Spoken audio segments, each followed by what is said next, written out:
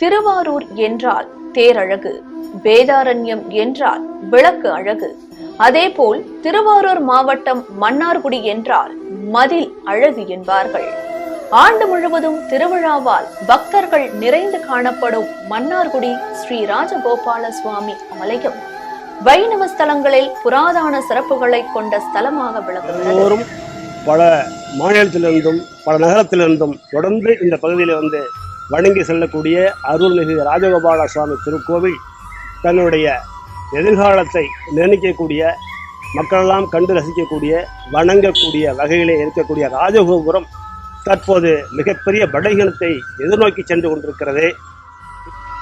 குலோத்துங்க சோழனின் விண்ணகரம் எனவும் தென் துவாரகை எனவும் பல்வேறு சிறப்புகளை கொண்டு அழைக்கப்படும் இவ்வாலயத்திற்கு தமிழகம் மட்டுமன்றி இந்தியாவின் பல்வேறு மாநிலங்களில் இருந்தும் வெளிநாடுகளில் இருந்தும் பக்தர்களும் கலைநயமிக்க இவ்வாலயத்தின் கோபுரங்கள், மண்டபங்கள், மதில் சுவர்கள் ஆகியவற்றை கண்டுகளிக்கும் வகையில் சுற்றுலா பயணிகளும் தினசரி இவ்வாலயத்திற்கு வந்து செல்கின்றனர். இப்படிப்பட்ட பலகீனத்திற்கு அடிப்படையாக இருப்பது அந்த ராஜகோபுரத்தின் மேலே பெரிய பெரிய மரங்கள் சிறு கண்டுகளாக வளர்ந்து பெரிய மரமாக வளர்கிற போது எதிர்காலத்தில் இந்த கோபுரம் என்பது சிதறடிக்கப்படும், உடையப்படும், பிரிக்கப்படும். ஆகவே இப்படிப்பட்ட ஒரு வரலாற்று சிறப்புமிக்க மன்னார்குடி ராஜகோபால சுவாமியுடைய திருக்கோவில் முன் இருக்கக்கூடிய ராஜகோபுரமும் இவ்வாலயத்தில் ஆண்டு முழுவதும் திருவிழாக்கள் கொண்டாடப்பட்டு வரும் நிலையில் பங்குனி மாத பிரம்மோற்சவத்தில் நடைபெறும் வெண்ணெய் தாழி திருவிழா, ஆடிப்பூரத்தில் ஆலயத்தின் பிரகாரத்தில் நடைபெறும் தேர் திருவிழா, வைகுண்ட ஏகாதசியில் நடைபெறும் பரமபத வாசல் திறப்பு விழா மிகவும் பிரசித்தி. அதை சுற்றி இருக்கக்கூடிய அனைத்து கோபுரங்களும், அதை சார்ந்த நிலப்பகுதியில் இருக்கக்கூடிய மரங்கள், கன்றுகள், கோவிலை பாதிக்கக்கூடிய எக்கவையான எந்தவது மரங்கள் மற்றும் சுகாதாரத்துறையை சார்ந்த வகையில் இருக்கக்கூடிய அனைத்து நல்ல ஒரு செயல்பாடுகளையும் செய்து மரக்கன்றுகளை அகற்றி கோபுரத்தை பாதுகாத்து எதிர்காலத்தில் பக்தர்கள் வந்து இந்த பகுதியில் வணங்கி செல்லும் அளவுக்கு இந்த கோவிலை சுத்தப்படுத்தி பல்வேறு சிறப்புகளை கொண்ட இந்து சமய அறநிலையத்துறைக்கு உட்பட்ட இவ்வாலயத்தின் பராமரிப்பு பணியானது பக்தர்களை முகம் சுளிக்க வைத்து வருகிறது.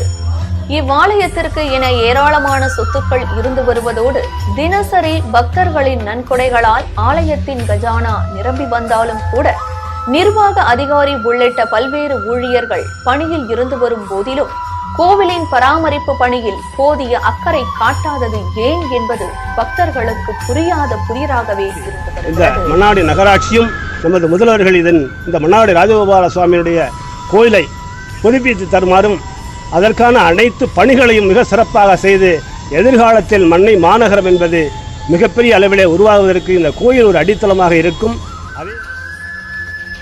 ஆலயத்தின் ராஜகோபுரம் தொடங்கி அனைத்து கோபுரங்கள், பிரதான மண்டபங்கள், பிரகாரங்கள், மதில் சுவர்கள் என அனைத்திலும் செடி கொடிகள் மண்டி காணப்படுகிறது.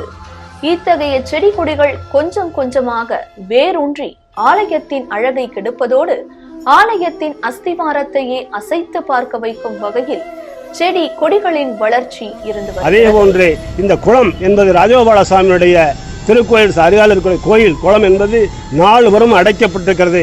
அதனுடைய வாயிலெல்லாம் திறந்து மக்கள் பயன்பாட்டை கொண்டு வருவதற்கு நகராட்சியும் அதை சார்ந்த துறைகளும் செயல்பட வேண்டும் என இதன் சார்பாக கேட்டுக்கொண்டு பக்தர்கள் மனம் புரிந்துவிட அளவுக்கு இந்த நல்லபடியாக இந்த கோயிலுடைய திருத்தல் நிர்வாகிகள் செயல்பட வேண்டும் என கேட்டுக்கொள்கிறேன்.